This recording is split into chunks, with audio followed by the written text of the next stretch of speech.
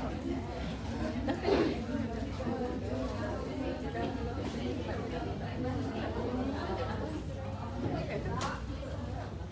duduk sini.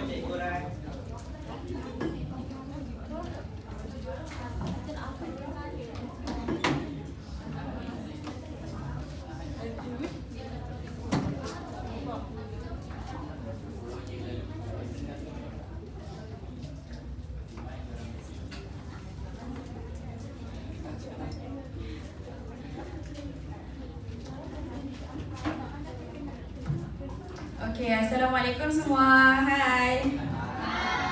Sehat tak hari ni? Okey, nampak macam tak semangat je semua hari ni? Ya ke? Okey, disebabkan saya rasa macam korang tak berapa nak semangat, saya nak korang semua bangun dulu. Boleh? Bangun-bangun. Nak bangun pun lambat. Tak apa-apa. Okey. Ambil Zara. Saya nak korang buat sedikit senaman sebelum kita mula kelas hari ni. Okey? Okey semua, tengok video ni dan saya nak korang ikut Nanti cikgu-cikgunya akan tengok siapa yang tak buat, kita akan tarik datang ke depan. Ready? Ready? Dah ready ke belum? Okey, kita mula Sabar. Sorry.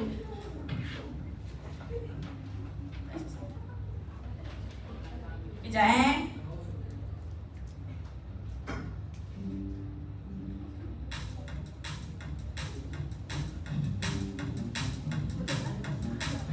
Buat. Cepat, buat.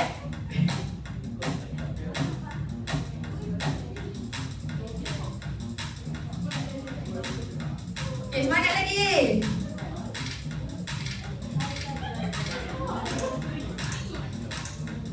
Lagi.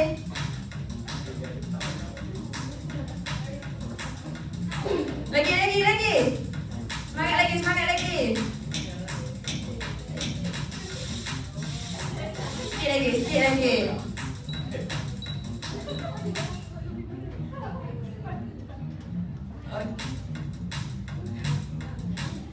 Lagi, semangat lagi. Bagus ni semua.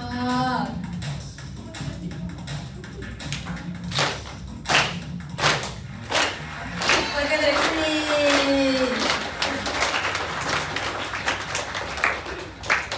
Okey, macam mana? Semangat? Okey, dah semangat duduk. Boleh duduk. Okey, baiklah. Hari ini kita akan belajar tentang watak. Kalau ada watak, kita akan ada apa? Okey. Apa yang korang faham dengan watak?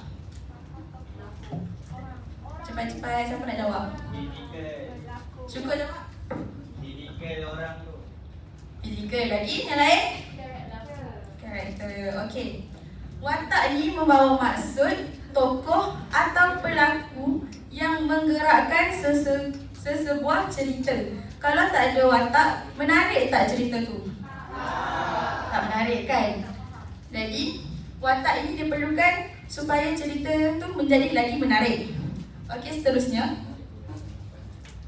Perwatakan. Apa yang korang faham tentang perwatakan? Sifat lagi? ciri-ciri. Baiklah, maksud pewatakan ialah gambaran yang menyeluruh tentang ciri-ciri dalaman atau luaran sesebuah watak. Ciri-ciri ini boleh ada negatif dan positif. So, kalau ada ciri-ciri pewatakan yang positif dan negatif, watak tu akan jadi lebih menarik dan jalan cerita akan jadi lebih menarik. Kenapa korang macam tak semangat ni? Okey, baiklah. Korang dah faham ke maksud watak dan pewatakan? Okey, sekarang saya akan tayangkan satu video dan saya nak korang keluarkan watak dan pewatakan dari video tu. Boleh? Semangat tak? Okey. Melaka terbakar, pelabuhan yang suatu ketika dahulu menjadi nadi perdagangan dunia, kini hancur di bedil tanpa belas kasihan. Dari lokasi pemantauan di Tanah Tinggi, Sultan Mahmud Shah menyaksikan kejatuhan Melaka dengan hati yang berat. Saat itu, Baginda sedar, Melaka tidak lagi mampu dipertahankan. Dengan langkah yang terpaksa, Sultan Mahmud Shah berundur bersama pengikut setia, meninggalkan kota yang sedang musnah. Bukan sebagai pengecut, tetapi sebagai sultan yang enggan ditawan dan dipermalukan. Sultan Mahmud Shah ialah sultan terakhir Kesultanan Melayu Melaka. Baginda memerintah ketika Melaka masih berdiri megah sebagai kuasa besar alam Melayu. Pelabuhan Melaka menjadi tumpuan pedagang dari serata dunia, menghubungkan timur dan Nusantara, menjadikan Melaka pusat kekayaan dan pengaruh.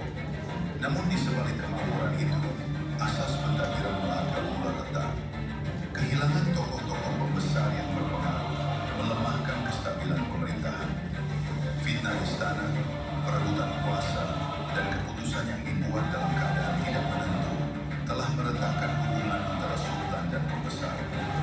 Kepercayaan semakin goyah, pentadbiran menjadi rapuh, dan ketika Melaka berpecah dari dalam, musuh dari luar mula menghampiri dengan penuh perancangan. Portugis datang bukan sekadar membawa senjata, tetapi strategi, maklumat, dan tipu daya. Pada tahun 1511, kota Melaka akhirnya berjaya ditawan. Kejatuhan ini bukan kerana kekurangan keberanian, tetapi kerana... Okey, korang dah tengok video ni, korang faham tak? Tak faham? Okey, apa watak utama dalam video ni? Siapa Sultan Mahmud ni? Okey, benar. Korang rasa apa pewatakan Sultan Mahmud ni? Lagi? Okey, pandai. Baiklah, saya akan teruskan pelajaran kepada Cikgu Iman supaya korang lagi faham apa itu watak dan pewatakan, okey? Okey, hai semua. Masih bersemangat ke tidak? Okey, dan tadi Cikgu Rehana dah terangkan apa itu watak dan perwatakan. Jadi saya akan terangkan perwatakan Sultan Mahmud Shah berdasarkan kisah Puteri Gonoledang. Semua pernah dengar ke kisah Puteri Gonoledang? Okey, berdasarkan kisah Puteri Gonoledang ni, saya akan cerita secara ringkas. Jadi setelah kemangkatan bonda Raja Ahmad, iaitu isteri kepada Sultan Mahmud Shah, Baginda ingin berkahwin semula dengan seorang wanita yang istimewa dan juga lain daripada yang lain. Maka Baginda telah menitahkan 3 orang pengikutnya, iaitu Laksamana, Sang Setia dan juga Tun Mamat, pergi ke Gonoledang untuk menyampaikan hasratnya. Semasa dalam perjalanan menuju ke Gonoledang, ketiga-tiga orang pengikut ini telah terserempak dengan Dang Raya Rani, iaitu hamba kepada Puteri Gonoledang. Jadi Dang Raya Rani ini telah menyatakan hasrat Sultan Mahmud Shah kepada Puteri Gonoledang kerana Sultan Mahmud Shah ingin meminangnya. Puteri Gonoledang bersetuju tetapi mengenakan beberapa syarat. Antara syaratnya ialah Sultan Mahmud Shah perlu membina sebuah jambatan emas yang menghubungkan Melaka dan juga Gunung Ledang. Selain itu, Sultan Mahmud Shah juga perlu membina sebuah jambatan perak yang juga menghubungkan Melaka dan Gunung Ledang. Puteri Gunung Ledang juga meletakkan syarat untuk Sultan Mahmud Shah menyediakan 7 dulang hati nyamuk, 7 dulang hati kuman, setempayan air mata dan juga setempayan air buah pinang muda. Dan apa yang mengejutkan lagi, Puteri Gunung Ledang juga meletakkan syarat supaya Sultan Mahmud Shah ini menyediakan setempayan darah Raja Ahmad, iaitu puteranya sendiri. Jadi korang rasa ada ke seorang ibu bapa sanggup mengorbankan anak-anaknya demi berkahwin lain? Sanggup. Kan? Sanggup? Kamu lah tu. Jadi maka peminangan ini terbatal kerana Sultan Mahmud Shah tidak sanggup mengorbankan puteranya sendiri. Jadi saya nak seorang nyatakan apakah perwatakan Sultan Mahmud Shah berdasarkan kisah Puteri Gunung Ledang. Yang turun hitam tu.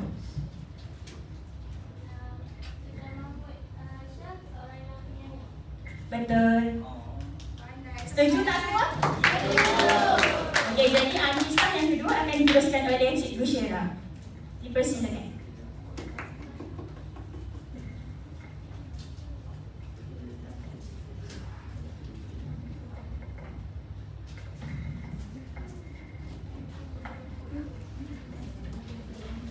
Okey, baiklah. Terima kasih Cikgu Iman. Jadi sekarang ni, Cikgu ada tengok beberapa orang yang catat peristiwa yang pertama tadi, perwatakan bagi Sultan Mahmud Shah. Jadi menggunakan kertas yang sama, Cikgu nak minta untuk kamu catat pula perwatakan Sultan Mahmud Shah berdasarkan peristiwa yang akan Cikgu ceritakan, iaitu peristiwa Hang Nadim dan Tun Teja. Pada awal kisahnya, Sultan Mahmud Shah ni dia menitahkan kepada Hang Nadim untuk pergi ke benua Keling membeli 40 helai kain serasam. Kenapa dia pilih Hang Nadim? Siapa tahu? Okay, nampaknya semua tak tahu. Dia pilih Hang Nadim sebab Hang Nadim tu memang dikenali sebagai seorang yang bijak dan teliti dalam membuat sesuatu kerja. Jadi sebab itulah Hang Nadim dititahkan sebegitu. Jadi Hang Nadim pun berlayarlah pergi ke benua Keling, bertemu dengan raja di istana dan menceritakan apa hajat dia kemari. Jadinya, apabila raja benua Keling mendengar apa yang diinginkan Sultan Mahmud Shah, maka raja ni menghimpunkan seramai 500 pelukis untuk melukis corak di kain. Tapi, tak ada satu pun yang berkenan dekat hati Hang Nadim. Apa yang Hang Nadim buat? Hang Nadim ni, dia pula yang lukiskan corak bunga tu, kemudian dijadikan contoh kepada pelukis-pelukis tu untuk tiru semula. Jadi selesai urusan kain, Hang Nadim ni pun nak pergi nak patah balik ke Melaka. Sebelum dia menaiki kapal Hang Ishaq, sebenarnya Hang Ishaq ni bergaduh dengan seorang Sayyid. Seorang Sayyid ni meminta hutang emas kepada Hang Ishaq tu, tetapi Hang Ishaq tak mengaku yang dia berhutang emas dengan si Said ni. Jadi Said ni marah dan bersumpah bahawa kapal Hang Ishaq ni akan karam apabila berlayar nanti. Hang Nadim dengan Hang Ishaq ni menidakkan itu, mengendahkan. Mereka pun teruslah berlayar pulang ke Melaka. Ketika berlayar, tiba-tiba, walaupun tak ada ribut, tiba-tiba kapal tu karam. Hang Nadim hanya sempat selamatkan 4 helai sahaja daripada 40 helai kain serasa tu. Jadi, Hang Nadim pun membawalah pulang ke Istana Melaka bertemu dengan Sultan Mahmud Shah. Sultan marah tak? Marah. Sultan murka dengan tindakan Hang Nadim. Sebab apa dia marah? Sebab dah tahu kapal tu dah disumpah, tapi kenapa masih nak naik? Hang Nadim cuba jawab apa? Hanya satu tu je kapal yang bertolak awal untuk balik ke Melaka. Beberapa lama kemudian, Sultan Mahmud Shah ni dia terdengar cerita tentang kecantikan seorang anak dara jelita, iaitu Tun Teja, anak kepada Bendahara Pahang. Jadi Sultan ni menitahkan, barang siapa yang dapat membawa pulang Tun Teja kepadaku, akan kutunaikan segala permintaan kalian. Jadi apabila Hang Nadim mendengar titah tersebut, dia rasa ni satu peluang untuk dia tebus balik salah dia, yang dia tak dapat nak membawa pulang 40 helaikan tadi. Jadi dia pun berlayarlah ke Pahang seorang diri. Kenapa dia berlayar ke Pahang seorang diri? Sebab kalau dia pergi beramai-ramai, plan untuk nak culik Tun Teja tu takut gagal. Jadi dia pergilah seorang diri. Apabila dia pergi ke Pahang seorang diri, bertemulah dia dengan si Pelulut. Si Pelulut tu, kalau nak ikutkan, dia macam tukang urut bagi gadis-gadis istana. Jadi dia lebih dekat dengan orang-orang dalam istana tu. Sebab tak semua orang boleh masuk istana sesuka hati. Jadi melalui si Pelulut itulah yang memujuk Tun Teja. Maka Tun Teja pun termakan pujuk rayu si Pelulut dan bersetuju untuk mengikut Hang Nadim pulang ke Melaka. Setelah Hang Nadim berjaya membawa Tun Teja bertemu dengan Sultan Mahmud Shah. Sultan Mahmud Shah gembira tak? Gembira. Jadi seperti yang dijanjikan, Sultan Mahmud Shah pun sebagai balasan dia memberikan persalinan dan harta kepada Hang Nadim. Okey, selesai peristiwa yang kedua ni. Jadi cikgu rasa macam cikgu cakap panjang lebar ni sebab ada dua topik yang digabungkan kat sini. Jadi cikgu nak minta seorang untuk ceritakan apa pewatakan yang dapat daripada kisah kedua ni. Siapa volunteer? Umi.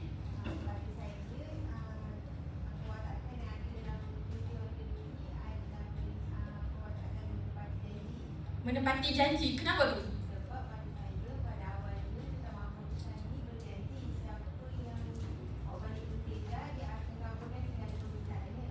Jadi bila Hang Nadim ni berjanji kepada Tun Teja, Sultan Mahmud Shah bagi kabulkan permintaan dengan memberi persalinan dan harta sebagai balasan. Betul. Jadi cikgu nampak dah kamu boleh keluarkan pewatakan Sultan Mahmud Shah daripada peristiwa yang cikgu cakap ni. Jadi cikgu akan teruskan kepada peristiwa yang terakhir yang akan diceritakan oleh Cikgu Syamsina. Okay, hai semua. Lepas dengar dua kisah tadi tu, kamu rasa seronok tak? Seronok. Tak ada lagi tak? Lagi satu lagi kisah. Okay, sekarang kita masuk kepada kisah Tun Fatimah. Sebelum tu, siapa pernah dengar dengan cerita Tun Fatimah ni? Tak pernah. Okay, tak apalah, cikgu cerita je lah. Okay. Tun Fatimah ni merupakan seorang puteri dan dia merupakan anak gadis kepada Bendahara Seri Maharaja. Dia dikirari kerana dia sangat cantik dan apabila dia dah besar, Bendahara tak kahwinkan dia dengan Tun Ali. Tun Ali tu merupakan anak kepada Nara Seri Diraja. Okey, apabila berlaku peminangan itu, Bendahara telah menjemput Raja di Baruh iaitu bapa saudara kepada Sultan Mahmud Shah. Ketika Raja di Baruh tu melihat Tun Fatimah, dia hairan kenapa Tun Fatimah ni tidak dikahwinkan dengan Sultan Mahmud Shah. Sedangkan Tun Fatimah tu kan cantik kan. Lepas tu dia mencadangkan kepada Bendahara untuk menunjukkan Tun Fatimah tu kepada Sultan. Tetapi Bendahara cakap Tun Fatimah tak layak untuk dijadikan isteri kepada Permaisuri sorry. Tapi Tun Fatimah tu tak layak dijadikan permaisuri kepada Sultan Mahmud Shah. Okey, tak lama selepas tu maka berlakulah perkahwinan antara Tun Fatimah dan juga Tun Ali. Ketika perkahwinan itu Sultan Mahmud Shah pun hadir dan dia terpegun melihat kecantikan yang ada pada Tun Fatimah. Dalam diam, Sultan Mahmud Shah menyimpan dendam terhadap Bendahara kerana tidak memperkenalkan anaknya kepada Sultan Mahmud Shah. Tak lama kemudian berlaku satu konflik di Melaka antara Raja Pendalia iaitu Shah Bandar di negeri Melaka dengan seorang saudagar yang bernama Nina Suradewana. Apabila berlaku konflik itu, mereka pun berjumpa dengan Bendahara untuk menyelesaikan masalah itu. Tetapi ketika mereka datang rumah Bendahara tu dah lewat petang. Jadi Bendahara suruh datang pada esok harinya. Tetapi apabila pulang di rumah, Nina Suradewana ni terfikir, bagaimana kalau Bendahara lebih berpihak kepada Raja Bendalia, sebab Raja Bendalia tu kan Shah Bandar, jadi dia kaya kan. So berkemungkinan besar Bendahara akan berpihak kepada Raja Bendalia. Medalya. Jadi, apa yang Nina Suradewana ni buat? Tahu tak? Jadi, Nina Suradewana ni dia bawa emas sebahara dan berkunjung ke rumah bendahara pada malam tu. Lalu dia memberi emas tu kepada bendahara sebagai hadiah.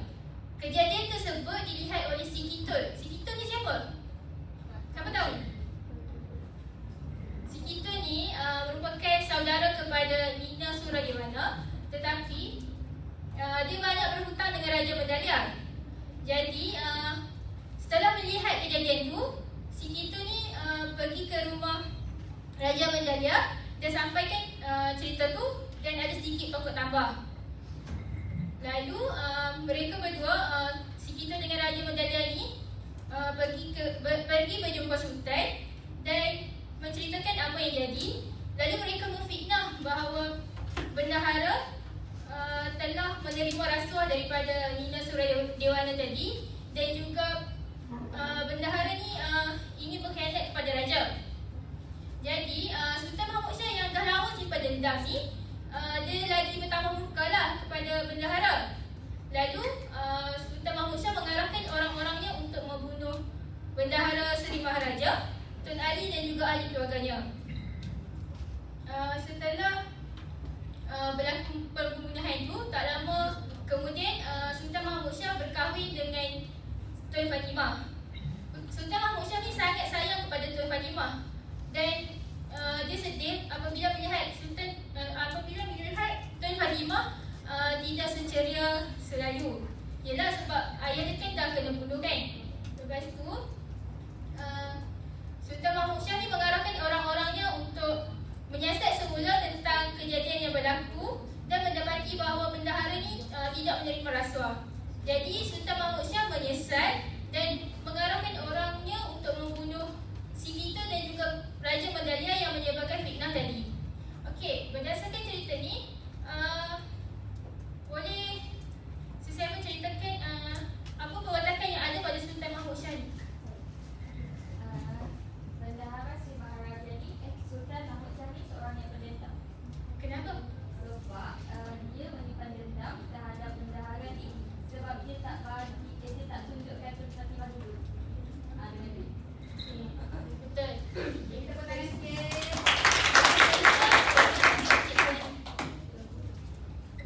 Semangat ke tak dah ni nak belajar? Semangat. Tak semangat. Kan nak kena exercise balik. Tak nak. Okey. Narik tak kisah-kisah yang diceritakan tadi? Faham ke tak? Faham. Okey. Cikgu nak test korang lah sikit, boleh tak? Betul ke tak faham? Okey, sebelum tu cikgu akan bahagikan korang kepada 3 kumpulan. Yang ni kumpulan pertama, kumpulan kedua sampai yang Umi gabung yang ni lah sebab dia orang tak ramai. Lepas tu yang ketiga yang belakang. Okey, cikgu nak minta nanti korang hantarkan seorang wakil untuk main permainan kita. Okey, kat sini ada papan watak dan perwatakan, dan dekat dalam balang ni kita ada peristiwa dia. Dekat ni dia ada tegas, tepati janji, kasih sayang, salah guna kuasa, pendendam dan insaf. Okey. Dalam balang ni pula ada peristiwa-peristiwa dia. Jadi kan 3 orang wakil dah keluar, jadi seorang akan ambil 2 kad, kemudian dia akan tampalkan dekat sini. Okey. Boleh hantar wakil lah. Seorang ada wakil untuk satu grup. Ada tak? Hadiah. Ada hadiah tak? Okey. Seorang lagi. Seorang lagi, kumpulan belakang. Baik, kalau tak Cikgu Ina tarik. Seorang je.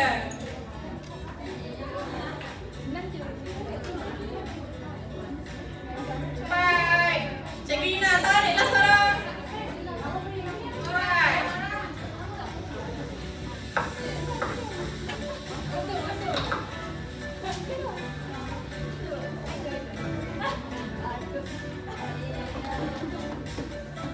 Okey, dah cukup dah. Okey, sekarang korang ambil 2 seorang.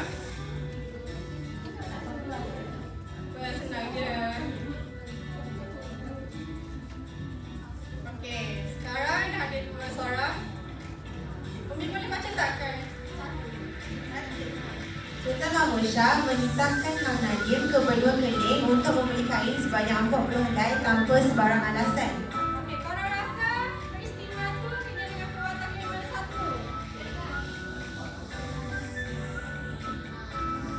Apa? Dah? Dah.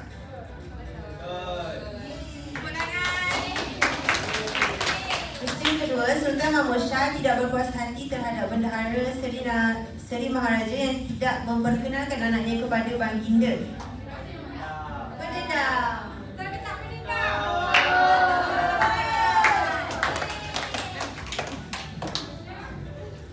Seterusnya, Sultan Mahmud Shah menggunakan kuasanya untuk mengerah rakyat melaksanakan syarat-syarat pinangan yang telah ditetapkan oleh Puteri Gunung Ledang tanpa sebarang bantahan. Okey, tu yang mana? Pasal belum tak? Ni. Ni. Yang mana? Kena pasal ke sepatutnya janji? Salah guna kuasa. Seterusnya, Sultan Mahmud Shah menyesali perbuatannya kerana membunuh Bendahara Seri Maharaja, Tun Hasan, Temenggung dan Tun Ali tanpa usul periksa terlebih dahulu. Ni. Kena tak kasih saya? Insaf. Seterusnya, Sultan Mahmud Shah tidak sampai hati untuk mengorbankan puteranya Raja Ahmad bagi memenuhi syarat peminangan yang telah ditetapkan oleh Puteri Gunung Ledang. Kasih sayang.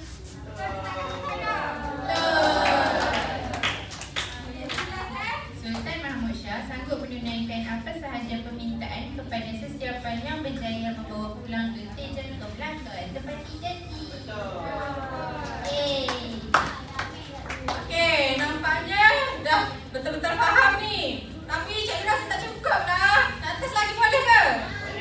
Betul boleh? Dah. Tadi korang hantar wakil kan? Sekarang cikgu nak semua akan terlibat. Okey, kat sini ada game lagi, korang boleh scan. Semua terlibat tak? Nampak tak?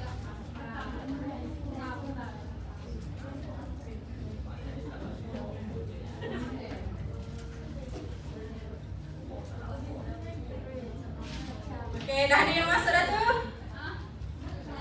Cepat. Oh, let's slow.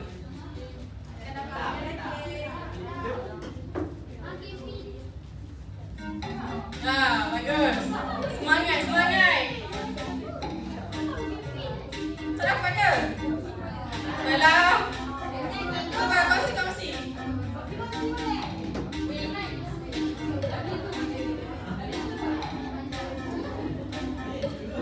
Okey. Ada lagi ni tak masuk ni. Apa?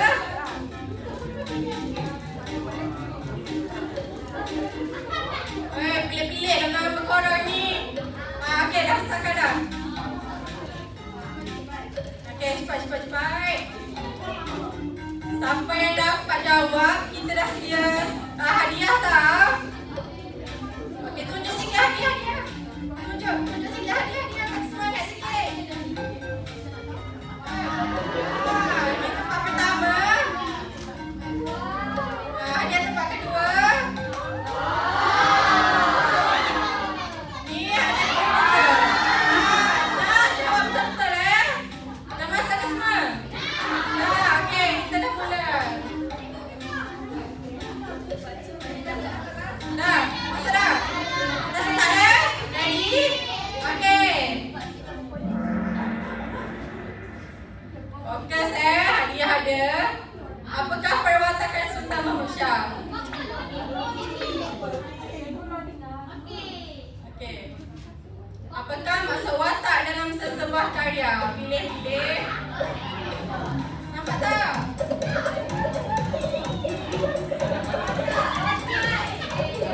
Merah nampak tak? Baca.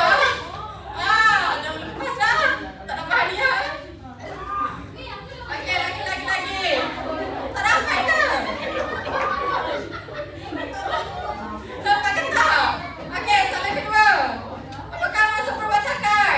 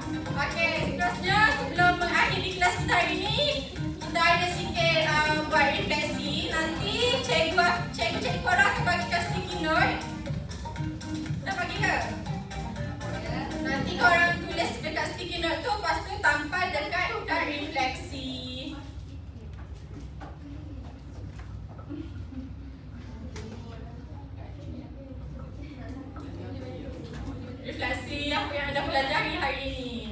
Boleh. Bagus.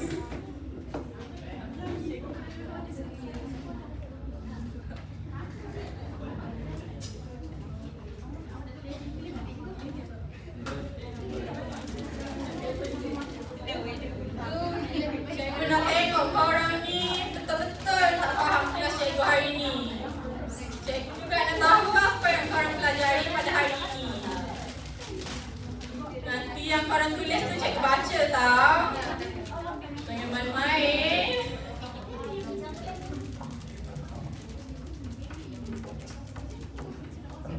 Adik-adik siap ke?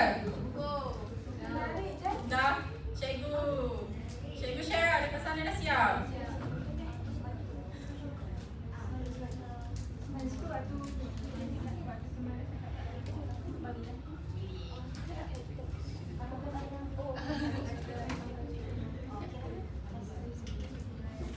Korang minggu depan ada apa Dengar-dengar macam cuti je. Cuti raya. Balik dah semua? Balik. Oh, best lah. Kalau cikgu nak buat kelas boleh ke? Tak boleh. Kenapa tak boleh?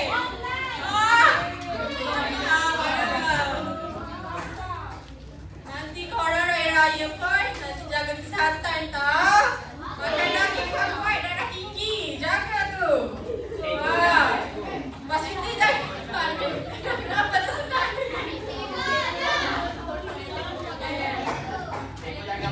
Okey. Semua nak tampak. Cikgu sana cikgu. Cepat cikgu. Pantas cikgu. Okey.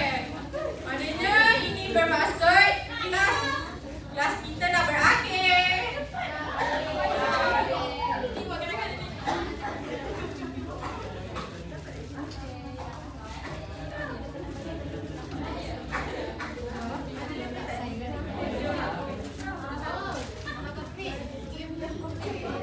Nanti kita jumpa lagi lepas raya ya. Datang, jangan tak datang. Okey, sekian.